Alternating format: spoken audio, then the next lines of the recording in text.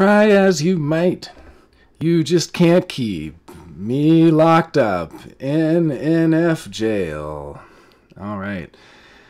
This is my response to Type Police. Type Police, Type Police. Oh, I love Type Police. It's my favorite. It's my favorite. The theme song rocks, too. I really wanted to do a remix of it. Maybe I will. Maybe I'll send that to Eric at some point. So this is my response to this video right here, where let's see if I can get where he locks me up. Oh, I don't have the audio connected. So anyway, it's a really fun video. Check it out. I really enjoyed it. What I'm going to do now is just going to go through some of the points there and just kind of respond to them. And I know these videos are for fun, not supposed to take them so seriously and stuff, but I think it's, you know, it's still useful to address some of this stuff, and I think it can help clarify some things too. So I have my little notes here. Let me see. Maybe if I can make these larger. Tune out now if you're not in the mood for some really pedantic INTJ break out of jail stuff. Is there a way to make these? There we go. That's making it larger. Okay. Okay. Eric says he thinks FE is a package that gets delivered rather than attentional manner. Of course he's using FE. He's managing how he's being perceived. When he talks about the manner in which this woman spoke to him and referred to it as cooing at him, that indicates an awareness of FE to even be able to make that distinction. It's the right word there to explain exactly what she's doing socially. It's not a TE understanding of what she was doing, which would be focused on the locutionary element, mainly what the words actually said and meant. Because in that instance, or what is she trying to do in her communication? That would be a TE frame. Regulus. So far, I see FE in his delivery. That's what I mean. But I don't see any way he can be an INTJ thus far. Eric. Just to be clear, in response to what you were saying there, Jonah, FE is an interface modality. It manifests in many different ways. If I manifest FE in a feminine fashion or a masculine fashion, the key distinction you have to make is, why is this a binary? What is it telling us about things? Well, hopefully you're going to get this here. You're going to try to explain it. We'll see if it withstands any counter-argumentational scrutiny. It won't. Why is this a subtype? It's a question that seems to not need to be answered. It's a subtype where even though your stack doesn't change, you still prefer the third slot function over the second slot function. Why is it a subtype? It might be what some people visibly display to you, but it's not the case that the slotted functions behave differently than they always do in their respective slots. The functions behave identically to how they do in their respective slots. Everything you say about the 16 types maintains accuracy, assuming it's accurate to begin with. Subtypes do not invalidate observations at a higher level of typing. Just as everything you can say that is true of NI leads is true for both INTJs and INFJs, everything you can say that's true for INTJs is also true for both NITE blasters and NIFI sleepers. The difference is the lead blasters will be in an attentional mode where it is hard for them to not be doing anything, while the lead sleepers will be in an attentional mode where they basically never get bored no matter how long they have to sit anywhere because they're so off in their head. Yeah, if you understand the difference in blast and sleep, you'll understand these are two discrete attentional modes. What I'm doing right now is blasting, and when you just go into your head, you're in sleep mode. I mean, that's all it's saying. It's saying that there are some subtypes who are absolutely terrified of having to explain something. The missing blasters hate having to explain something like I'm doing right now. They hate having to use their SI or NI in tandem with their TE or FE. It's like kryptonite to them.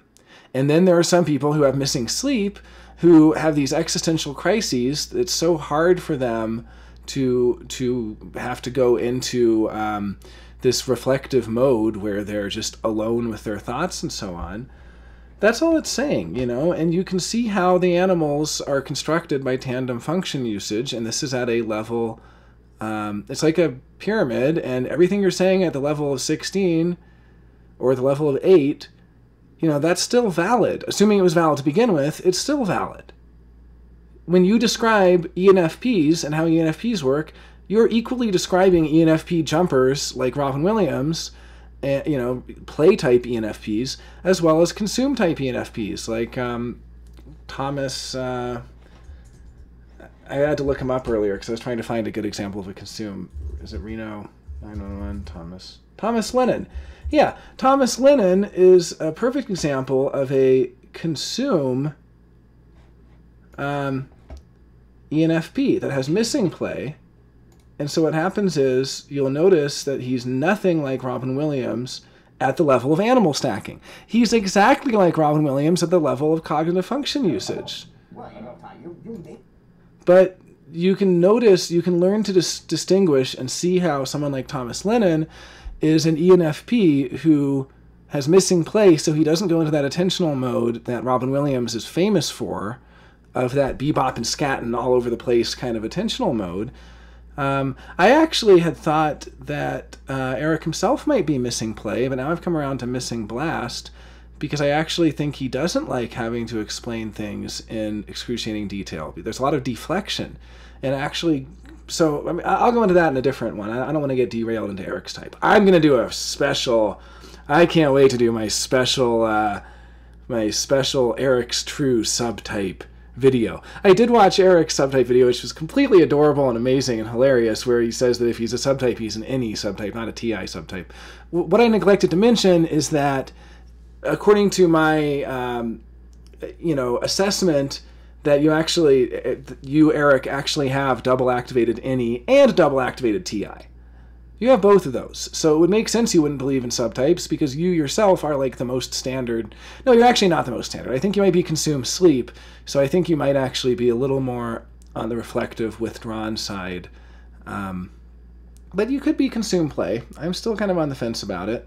And it's rare for me to be on the fence about things, but I think it's a sign of maturity to not just jump to conclusions like that. I'm being a little facetious here. All right, breaking out of Type Police Jail. See if we have anyone watching the live stream so they can tell me I'm an NFJ. Nope. Sad day. Nobody watching the live stream. Oh no, four people are watching. Hi viewers. Feel free to comment, and I'll do my best to respond. Okay, so yeah. So what I was just explaining is that. Let's see, where were we? So I was just responding to what Eric said. This is my transcript of Eric from his video. Why is this a subtype? It's a question that seems to not need to be answered. It's a subtype where even though your stack doesn't change, you still prefer the third slot function over the second slot function. Why is it a subtype? So I was explaining that, and I was saying there's these different attentional modes. And of course, it's not as simple as I was making it out to be, because the second slot animal is also used quite a lot. So a blast sleep INTJ will be very similar to a sleep blast INTJ. But you can take a blast play consume INTJ, who has fourth slot sleep, and compare them to a sleep consume blast INTJ with fourth slot play, and you will see a marked difference. This is where you really notice the differences, right? Like, that's what I was saying. Like, look at Thomas Lennon, compare him to Robin Williams. They're both ENFPs, but don't tell me that Thomas Lennon and Robin Williams, seem very similar, except at this, they are strictly exactly alike in the 8-function slot mechanics and in their cognitive function stack. But how they use those cognitive functions and what is expensive for them and what is cheap for them in terms of the finite resource that is attention is very different. And that's what I'm getting at, Eric. We have a finite resource of attention, and that finite resource can only be used one thing or another, one direction or another, one way or another. It can't be used in both at once. These are countervalued, and these are inversely proportional, and they're discrete, not continuous, and on and on. And so you will notice if you compare Robin Williams to Thomas Lennon, Robin Williams is lead play and missing sleep. Thomas Lennon, well, he's not lead sleep, but he's lead consume, but he is missing play. So you'll see that they're pretty different. And I was giving an example here Dario Nardi. Everyone thinks Dario Nardi is an ESFP. Check out his Reddit AMA, and people are asking him if he's an ESFP. And Dario Nardi's explanation for this is that he grew up in Barbados and he modeled some of his social habits after an ESFP he knew. Now, this is kind of Eric's deferral. Eric defers to, hey, the reason I use so much TI is because I'm a debate coach and I have to pay attention to this stuff because otherwise I'll just get destroyed in debate and all this stuff. So Eric goes on to make the point towards the end of the video that we are not types. Types describe our attentional manners, and that we are actually unique individuals who have so many unique individual tics. Basically, what Eric is saying is that there's no need to make the subtypes because these are just... Eric says, hey, I drink coffee every day. Should we make a subtype about me drinking coffee? If we're just going to start making willy-nilly subtypes out of habits, why not make a subtype of people who drink coffee versus those who don't? Well, this is very different, Eric. This is actually... there are mechanics involved, and it's trackable, and there's reasons for the mechanics. I'm going to provide some reasons later, but just it's not hard to think of the reasons. There'd be a reason why feminine extroverted deciders, which is the OP term for the feminine interface functions, TE or FE, why they're always paired with masculine introverted deciders, which I guess would be, I don't know if you call them validator functions or something like that in your nomenclature, but, FI and TI, so that, you have masculine FE covering up feminine TI, as far as I can tell. And it's basically that if you're given a good reason your TI is more flexible in the sense that your bark is worse than your bite. You have this huge, stay away, you're wrong, scare people off kind of thing with this masculine outer shell, covering up the fact that you're actually willing to say, oh, you know what, I was wrong about that. And you're willing to accept that and to actually change your TI.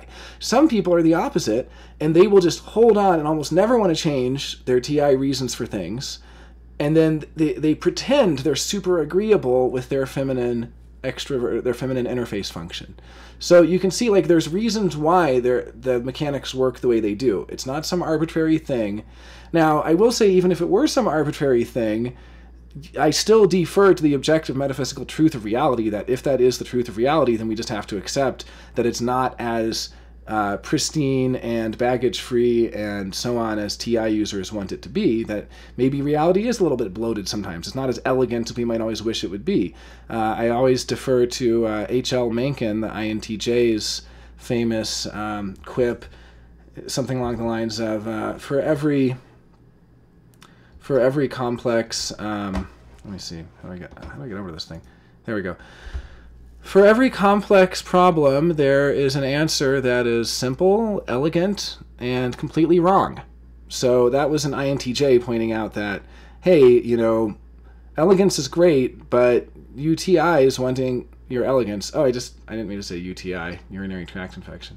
You people who use TI, when you're, expecting everything to be elegant, it doesn't always have to be. Now, that being said, lucky for you, objective personality is elegant. And there are reasons for everything. And it actually, if you would take the time to actually learn it, you would see, that there's a reason. It's not just willy-nilly stuff. There are very good reasons, like the one I said, that there are different strategies, that some people are going to have a strong outer shell covering up a vulnerable, weak inner, and other people are going to have a vulnerable, weak, deceptive, give the appearance of being really agreeable and vulnerable, where they actually have the strong kernel inside. And those are just strategies. These are like evolutionary strategies. I mean, it makes sense how the mechanics work together, and it makes sense why they're inversely proportional to each other, why you can't have a masculine interface function combined with masculine FI or TI. All these things make sense. I mean, it makes sense why. So, and I'll go into some of the reasons as we go on. So look at someone like Dario Nardi, who's mistyped as an ESFP, and who people kind of defer that to his idiosyncrasy, and that's something that you would say, you're like, just like the way that Eric says, oh yeah, well, of course I use a lot of TI, I'm a debate coach. Well, Dario Nardi could be like, yeah, well, of course I seem like an ESFP, I grew up in Barbados. But these are excuses that basically just say that the pattern doesn't hold up, and that's not true, the pattern does hold up. And you are able to observe this, and you're actually able to observe it with type doppelgangers. That's probably some of the best evidence, is when you see two people who are almost identical to each other, who are going into the same attentional modes, who are very, very different from someone else who is the same personality type as them, right? This is the thing. If you just see one person who's an INTJ, for instance, and who has certain idiosyncrasies to them, they're just idiosyncratic. Right? But if you see a group of people that are all doppelgangers of each other, that are using the same attentional modes, the same attentional manners, that are using cognitive functions the same way to pay attention to the same kinds of things, that, they all have this quality of being deceptively agreeable, hiding, disagreeableness internally, which I was saying is FTE, is feminine TE, covering for masculine FI, and maybe they all have, they're all NI lead, and so they're going to be controlling about what people say is true or false, which is something else that I track, the same way that an SI lead might be controlling of the right way to do something, or, put the toothpaste on the left side of the sink, or put the milk on the second shelf of the refrigerator. SI people can be very controlling in that way. But I don't want to derail into that, because, of course, as I start to share these observations, they each become... how do you know? Why would that make sense? Why would that be? And I guess all I would say is there are good reasons for these things. A big part of it is the, brevity. And a lot of times Eric will give reasons which, are brief, but they're very generic, and they apply equally to almost anything. And so that's something else I'm going to go into as I keep reading his, critiques here. I think if you can make a critique that applies to almost anything, then it's not really specific to the domain at hand. And I like more domain-specific critiques that actually look at where the mistake was made in the rationale. I was saying this in the comment thread, that a good critique traces the genesis of the mistake. You point out where the person was mistaken. So it's not enough for me to say, for Eric to say, hey, you have extroverted feeling, and for me to say, no, I have extroverted thinking. I have to say, I have extroverted thinking, and the reason you think I have extroverted feeling is X, Y, Z. And I've been doing that again and again, pointing out the reason you think that is because you're assuming certain things about, your indicators for feeling versus thinking are these and these and these. Those indicators are not always true, and in fact, those indicators are being conflated between different subtypes. And again, feminine thinking is going to be conflated with extroverted feeling, as I've been saying. So any good critique is going to trace the genesis of the mistake in the object of its critique, and that's what I'm doing. And I actually find a lot of Eric's critiques are very general and generic and apply equally to just about anything. So yeah, so Dario Nardi, people think he's an ESFP. He's blast, play, consume with missing sleep. It's an INTJ that will be in their TE attentional mode very easily. It will be highly costly for them to go into a reflective, contemplative FI attentional mode. The animals are all about the psychic resource you have, which I call libido, and you call attention, but we mean the same thing by it. I use the term libido as Jung did, not Freud, so there's no sexual connotation. Anyway, you have a finite amount of libido, and you have a libidinal economy, where some attentional modes are expensive and others are cheap. The animal stack describes what is cheapest and what is costliest. Someone who is missing sleep, it is very, very costly for them to be in a sensory deprivation tank, for instance, because they're using up so much energy when they go into their own head. They hate the familiar. They're craving the new. It's labor-intensive for them to have to reflect and digest on familiar traits or familiar information. Someone who has missing consume, having to listen to another person attentively, is extremely costly. Someone who has missing blast, having to explain something costs a lot. I have second slot blast, so explaining is easy as pie for me.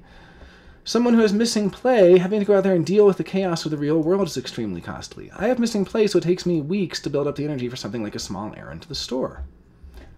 See if we have any comments yet.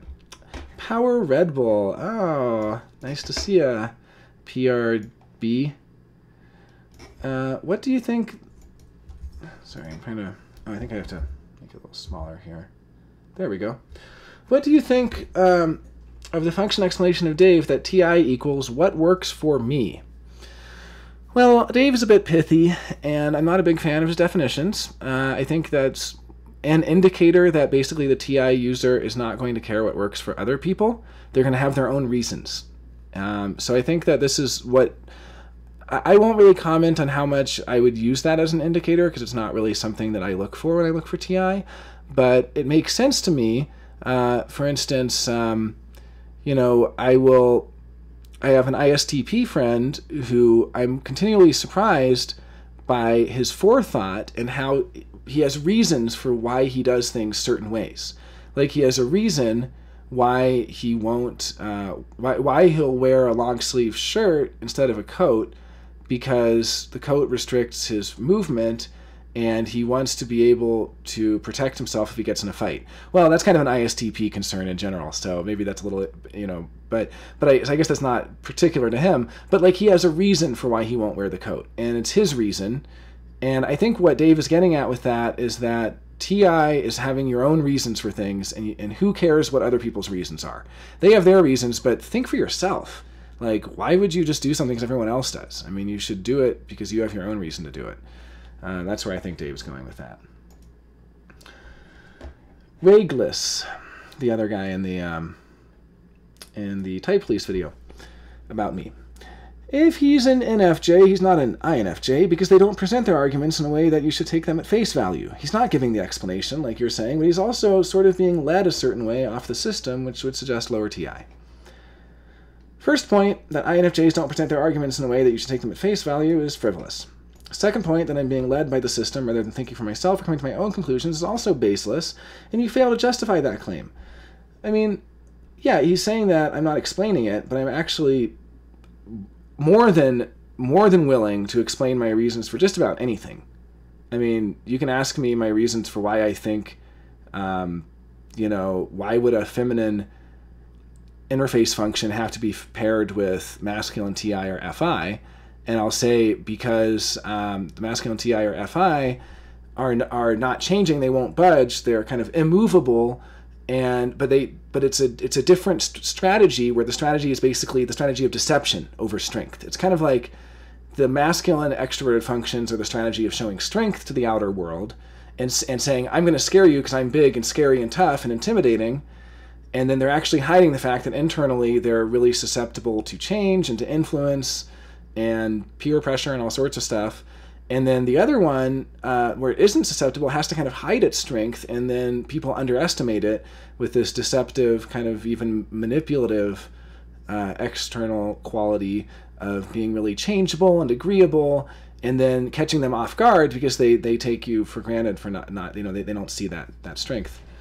Oh, that does sound like TISE. Yeah, absolutely. No, ISTPs can be... they're a lot of fun. They have some great stories. You know, he tells me stories about when he was hanging out with the Hells Angels and stuff like that. So, okay, Eric, your justification of what you are all begs the question. You have to justify the existence of the binary you're making first. If it's not adequately justified, you can't build off it. You're building off something you haven't established. Sorry, I don't do the best impressions of Eric, but I'm practicing. I admit that INTJs tend to point to reality and go, look, see for yourself, rather than coming up with, justifications. However, in this case, I can ask you to justify why there are 16 types instead of 8, and then take literally every reason you give and apply those to why there are 32 instead of 16. I even did this in a comment thread after hearing your justifications for the 8-function stack and 16 Myers-Briggs types. For instance, masculine and feminine variants of each function exist in mechanical, non-trait-based ways which are not on a spectrum. They are discrete, not continuous. Furthermore, they are inversely proportional to each other, and they have mechanical relationships to each other which have strong reasons for why they must be this way and not any other way. Feminine interface functions must be cooperative to hide stubborn validation functions, FI and TI, or feminine SE is going to be more vulnerable, so it needs a manipulative, strong, masculine NI to protect it, etc. And this is actually something I did in that YouTube comment thread where I took exactly what Eric had said in his descriptions of his reasoning for why the 8 functions, were real, and for the, validity of the 16 types, and you can apply all of his reasons. So thanks, Eric. Yeah, I appreciate that. Ragless. The problem with this Dave Superpowers thing is everyone who uses the system just defers logic to him so they don't have to give an explanation. Unequivocally false. There are many people like myself who do not defer whatsoever to Dave and actually disagree. It is possible for Dave and Shannon to have discovered an actual new subspecies, so to speak, and yet to have terrible indicators for it, terrible reasoning around it, and so on. Eric points out that you can make an argument that wins in the opponent's frame, then prove their frame wrong and your frame right, and still lose the argument. Eric also points out in his Exciting Tables book that one of the most common logical fallacies is because someone fails to prove something, it means it's false. It just means it's undecided.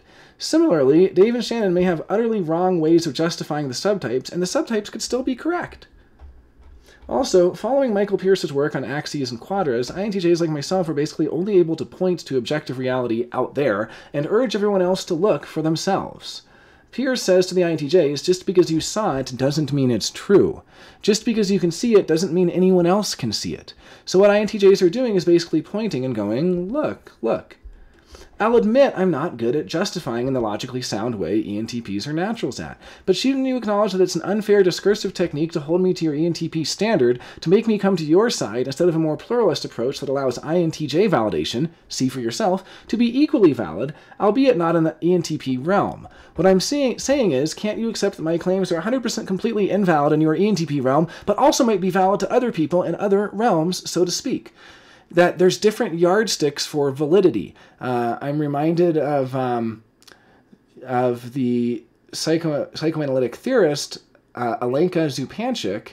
I'll paraphrase her. She said that the yardstick of scientific validity is neutrality, which requires an objective view of everything from above, so to speak, and that that particular scientific yardstick says something is invalid if it doesn't meet these claims of neutrality and being impartial and nonpartisan and so on. Objective. But then she says Marxism and psychoanalysis share a very special connection in that they are both only able to operate through a subjectively engaged position where you don't get to see everything from everywhere. You see from a very particular vantage point. And so you have to refuse the kind of fantasy of scientific neutrality, of the view from above where you see everything equally and see the whole playing field. And instead you have to allow yourself to be subjective and partisan. And then the reward is you see conflicts that otherwise wouldn't be there. So she says the yardstick for measuring the validity of psychoanalysis or Marxism is no longer the ability to see everything from everywhere, or everything from nowhere almost, a godlike view from above, this kind of neutral playing field. Instead, your yardstick for validity is not impartial, nonpartisan objectivity. Your yardstick for validity is whether it dissimulates conflict or reveals it. And she actually says there's a conflictual, antagonistic, radically asymmetric nature of reality that is revealed through certain actively engaged subjective positions, and that this is a completely different yardstick for measuring the validity of something than the yardstick that you might use, for instance, for logical soundness, or whether you're using an empiric yardstick or, as Eric does, more of a rational yardstick, where he's looking at cogency and all of the kind of. I guess what I'm saying is his debate coach measurements for validity are very different than the measurements of validity for pure irrationality of direct observation of something, which, I ultimately just have to defer to Michael Pierce and his axes and quadras video. If you look up Michael Pierce axes and quadras, you'll see that he basically points out how the ENTPs and the INTPs are especially adept at basically what Eric's doing. So Eric is able to be this kind of master of his domain, where his domain is logical soundness and justification and things like that. And so he's trying to get me over to his side by saying, look, everything you say is totally invalid. And I'm saying, well, it's only invalid for you doing this thing that you're really good at and I'm really bad at. And so I'm doing my best to try to win in his arena, but it's totally imbalanced because he's really good and I'm really bad at that. That's what I'm trying to say. But I'm good at other things, and so if he wants to see what I'm good at, he can come over to my side, and my side is look for yourself, see for yourself, and see if you notice it, and I just defer to objective metaphysical truth. I defer to the nature of reality to prove it for me, so I don't have to justify it. I can be as subjective as I want to, and, the proof is in the pudding. Like, I will be vindicated. Like Schopenhauer, not Schopenhauer, I forget who said it, but, first they ridicule you, they ostracize you, and then they accept what you said as self-evident all along. Or St. Augustine, truth is a lion, let it free, you don't have to protect it, it can defend itself. That's kind of how I feel. And also just kind of really bad at making justifications. I'm not a TI user, I'm not TINE.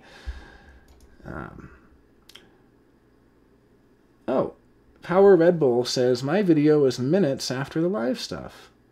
Oh, I haven't seen Power Red Bull's video. I would love to see that, though. If you've made a video of Power Red Bull, feel free to post the link in the comments. So, Axes and Quadras, Michael Pierce. Okay, now here's Eric. Let me work on my impression of him. Let's see. I need a hat. I need a hat to be Eric. I need a hat. I need to get in my kind of mode here. If everyone begs the question and assumes, yes, there are these subtypes, then argue about the mechanics of them if everyone begs the question and assumes, yes, there are these subtypes, then argues about the mechanics of them without talking about, I'll just read it normally, without talking about what makes something a subtype causer thing. Oh, that's too fun, though. I gotta do it in his voice. If everyone begs the question and assumes, yes, there are these subtypes, then argues about the mechanics of them. I can't do it, it's too funny. They argue about the mechanics of them without talking about what makes something a subtype causer thing versus a personal habit. I drink coffee in the morning. It's as meaningful and as purposeful as what you're doing. You haven't justified the subtypes mechanically. That's my attempt. I know it's probably really obnoxious to people, so but I do like doing Eric impressions. Oh, I see. Power Red Bull text. I see. The text was 3 minutes behind. Oh, okay. Okay. Well, if you do make any videos or anything, you're always welcome to post them. In contrast, this is Eric, the cognitive functions are an attentional manner that requires you utilize this resource you have called attention, and you have a certain amount of it. You can use it all up in one direction, that means you won't be able to use it in another direction, right? So there's good reason to make these distinctions, and those binaries do have a mechanical relationship that is different than two ends of a spectrum. That's what that is. Masculine and feminine are two ends of a spectrum. You're talking about using the stick end of FE or the carrot end of FE. Me. What you will find is that some people always use carrot end of FE to cover for stick end TI. And others always use stick end FE to deflect from carrot end TI. That's my point. My point is, that's a great way to think about it too. I never thought about stick end and carrot end, but that is it. That is absolutely it. And, you can track this. It's not like they switch. Reglis. I would say the way Jung was using the functions in that masculine-feminine way, there's a slight tinge to the functions, but it would not dictate how you display that function. Well, this is in response to something I said, where I said, even in 1923, psychological types, Jung was saying that intuition and feeling and introversion are all kind of feminine, and sensing and thinking and extroversion are all kind of masculine. And I completely agree with Reglis here. It does not dictate how you display that function at all. It's just a tinge, right? So absolutely, which is why intuition, feeling, and introversion are all feminine tinged, but there are still masculine and feminine variants of each. It explains why feminine TE seems more like feeling, feminine SE seems more like intuition, etc. But we're not tracking the intuitive variant of sensing, we're not tracking the feeling variant of thinking. That would be ridiculous. What we're tracking is the masculine and feminine variants, and once you see them, you can't unsee them. That is my wager. Once you're able to observe them, you will always notice them, and you'll be amazed you never noticed them before, and suddenly a lot of stuff will be clear, and a lot of types where you might have had a hard time with them and gone, wow, this person's talking so much about reasons, but they're being really agreeable. What's going on here? Well, they have feminine TE. That's what's going on. Eric says basically, this is me, I'm now describing what he said. Eric says basically that just because we can observe masculine and feminine traits does not justify adding them into our ecosystem as a distinct binary that causes subtypes to occur. Eric, it's a whole video building off of nothing. I don't think INTJ would make that mistake, particularly, usually, but maybe. Me.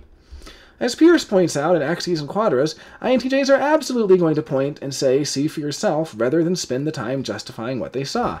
So will ENTJs, ISFPs, and ESFPs. So, you know, Eric saying that he thinks I'm not an INTJ because I wouldn't make the mistake of failing to justify and instead just pointing and saying, look, it's obvious. No, that's exactly what INTJs do. In fact, I made a whole hour-and-a-half video showing video clips of, like, Ben Sass, an INTJ who has feminine thinking.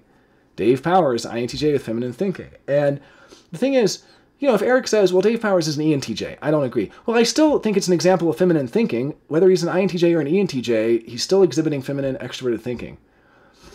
The funny thing is, I'm starting to sound more and more like Eric. I've been watching him so much, I take on some of his vocal mannerisms. And that might also be a feminine trait, because I think, you know, the feminine interface functions are very adaptable.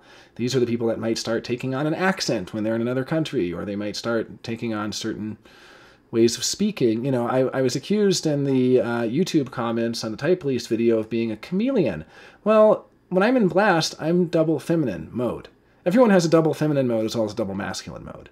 And my double feminine mode is chameleonic, just as everyone's is, because the feminine is chameleon-like. You can even think about how women put on makeup and take off makeup and have to take on different roles, and how the whole notion of the mask and inconsistency is core to femininity. I mean, this gets into, you know, I don't want to get into any tricky areas here too much, but if you read Lacan, he works extensively, or he worked extensively on sexuation, his formulas of sexuation, and how masculinity is all about consistency, and feminine, you know, or even the fantasy of being consistent, and how femininity has to do with masks and deceptions and things like that, like makeup and wearing different clothes and changing, more like, you know, changeableness. And, oh, and then I was using some wishy-washy terms, and I was using the terms feeling-toned, which I got from this book here, from James Hillman, the INFJ, and James Hillman talks about feeling-toned speech, and he uses some kind of equivocal terms, and I was trying to actually find that. I couldn't find it. I was trying to find the part in the book where he talks about that. So maybe I'll have to do a live stream where I read some from this at a different time. But I did find something really interesting, which is from Hillman's essay on the feeling function. And I think it's actually more relevant to what I was talking about with the animals, or the functions in general, and about attentional modes. Because, you know, you have a finite amount of attention, a finite amount of, you know, libido, basically, to spend on paying attention. That's how I would describe it. I would use the term libido. It's kind of the same thing as saying energy. People say, I don't have energy for that. I have energy for this now. I don't have energy to explain that to you right now. And, you know, different attentional modes are going to require different amounts of energy for the different subtypes. And that's why I think the subtypes are so important. I'm giving another reason here of why the subtypes are valid.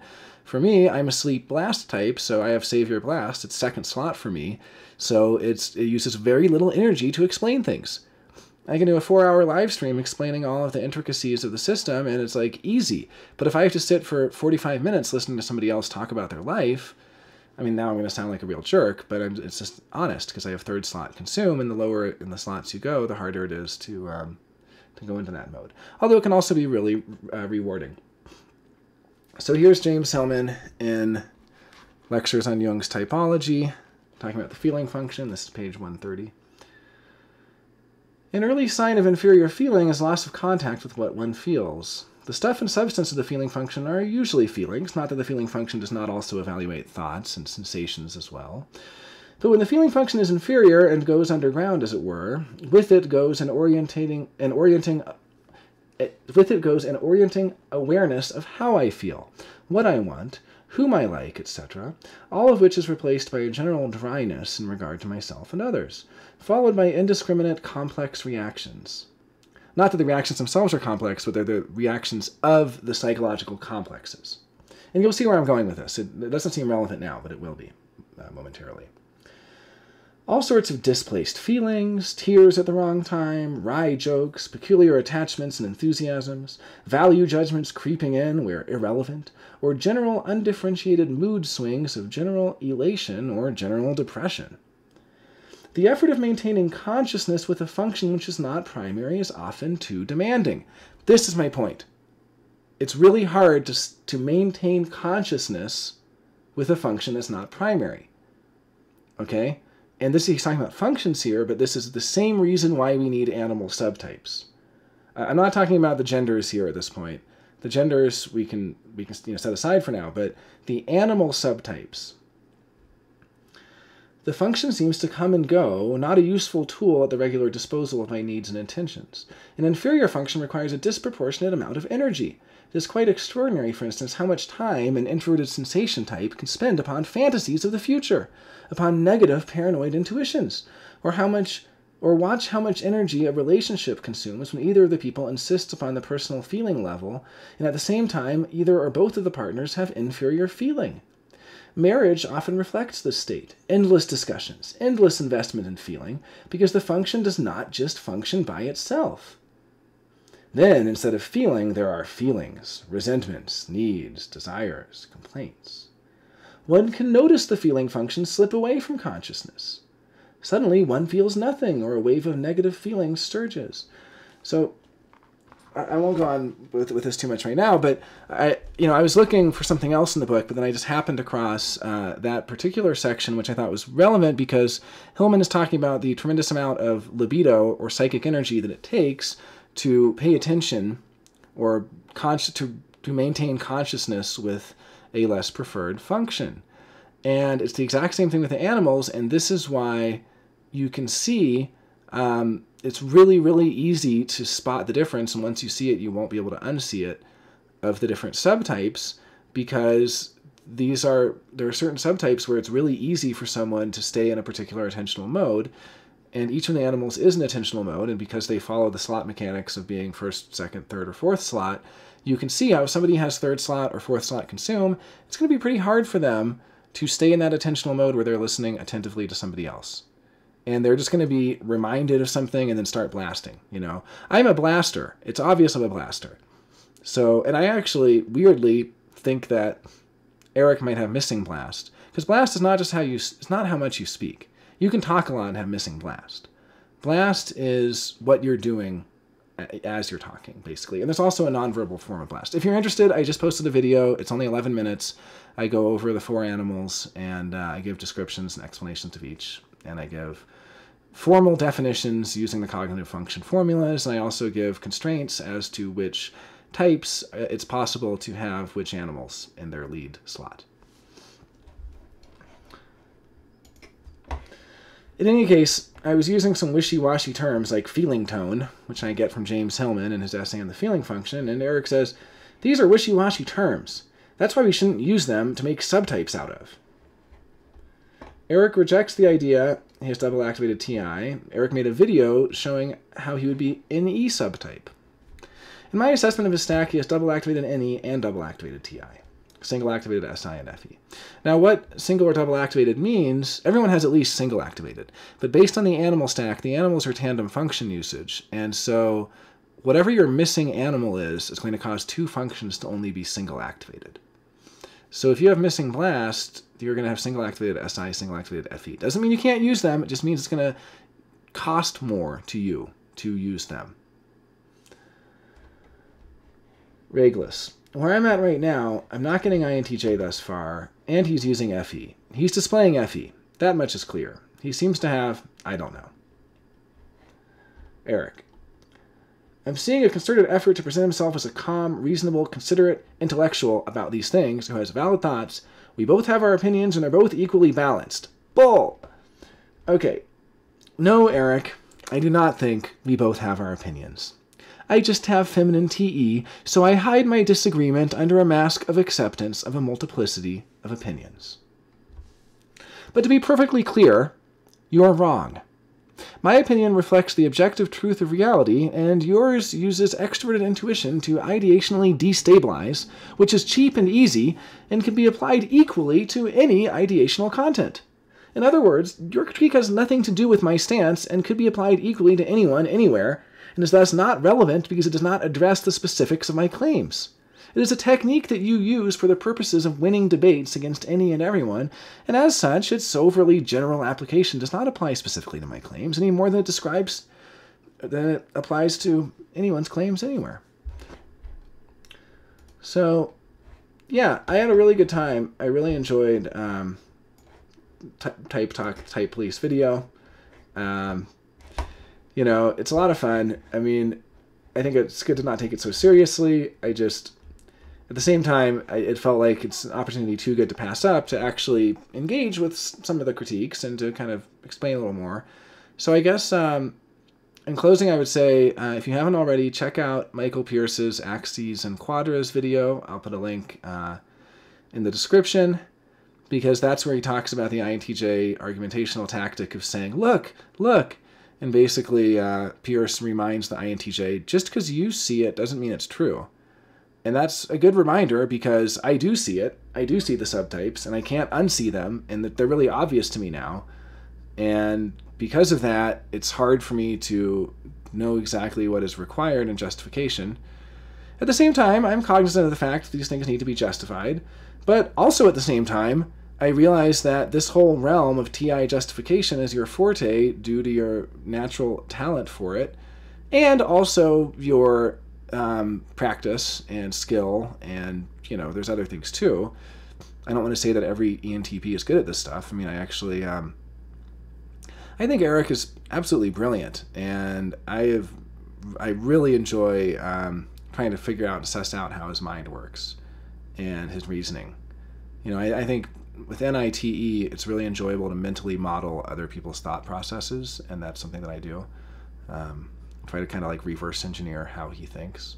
And also, I can steal a lot.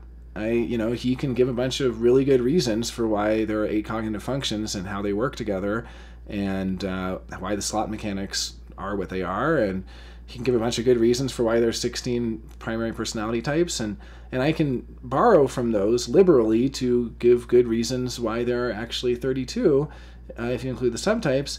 And also, like I was saying, it doesn't invalidate whatsoever anything that he said about the 16 types or about the 8 functions, any more than it would invalidate the fact that there are ENTPs and ENFPs, but that you can also speak generally about the NE lead. So the same thing, you can speak more generally or more specifically. I'm just saying, when you want to speak more specifically, there's only 2 ways to drill down once you have... There's 2 ways that I've found, anyway, to drill down once you have the 16 types, and those are either drilling down by gender or drilling down by animal stack. And the first division that I actually would make, without even going into gender, would simply be drilling down to 32 subtypes, where you take someone like ENTP and you divide between the lead consume, like Eric, and the lead play. And the lead play ENTP is going to be much more, they're using TE and FE together. So you're going to see a lot more FE, and they're going to prefer FE to TI in some case, not preferring at the level of 16. Still, everything you say about TI being a secondary preference is still true at the level of 16 types. It's just for those who prefer NE first and TI second, there are those who at the next level of subdivision prefer TI or FE. So you can think of it as a nested preference if you want. I don't know. It's easy for me to reconcile these things. I think it might be harder for a TI user, because it's, TI and NE together, it's really, really easy for them to criticize things. And it's really easy for them to think of exceptions to the rules. And, even as Eric was saying yesterday, how it can be hard for INTPs to accept their personality type because they can find one fact that goes against that type, and they can say, well, I can't be an INTP because this isn't true, and this would have to be true if I were to be an INTP.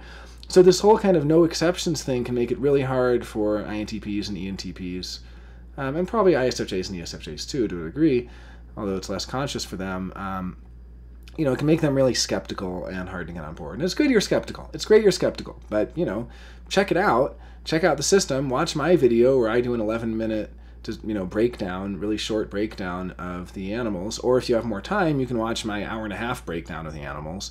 But, I tried to keep it as short as possible. I did a nice kind of 11-minute breakdown.